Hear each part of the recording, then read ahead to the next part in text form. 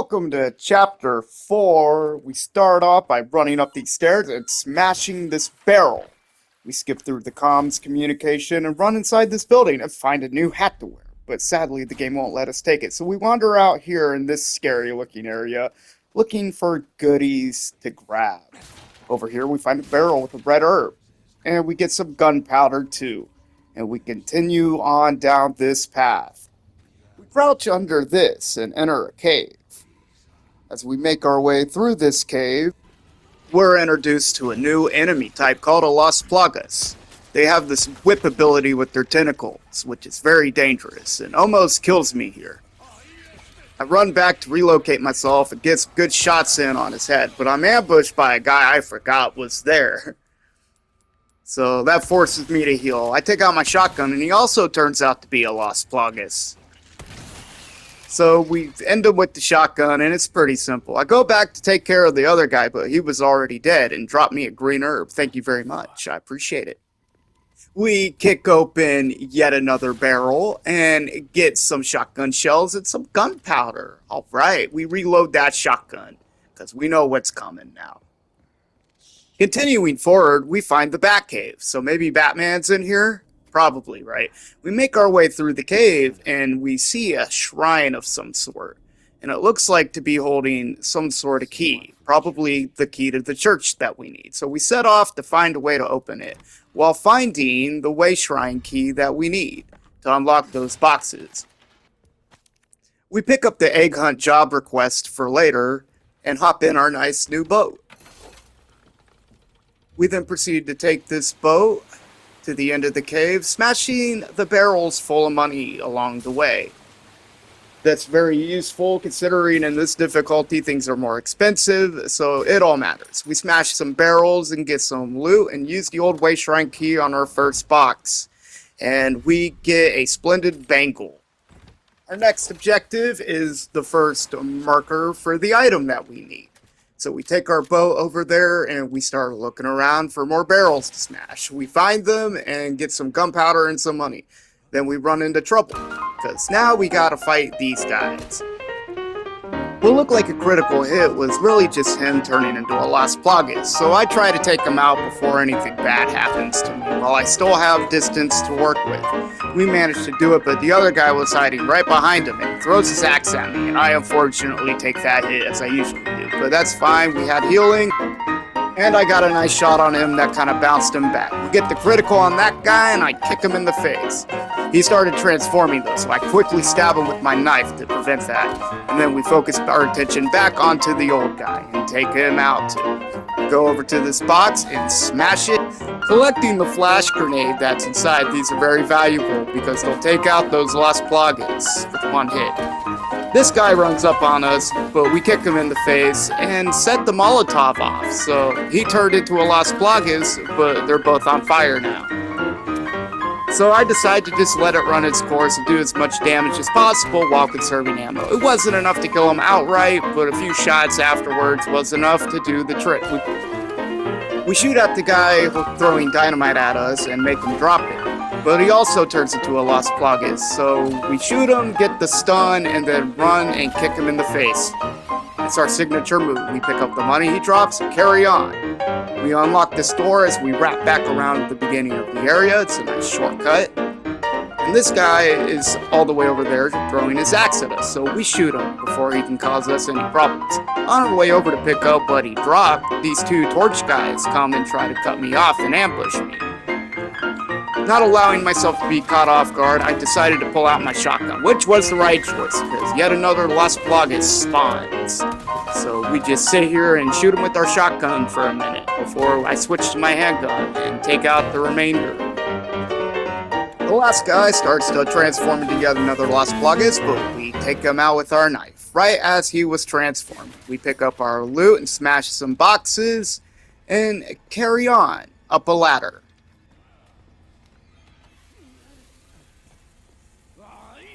There's an explosion over there for some reason, so we went to go check it out. It turned out there was a guy throwing dynamite up above, and he blew himself up by accident.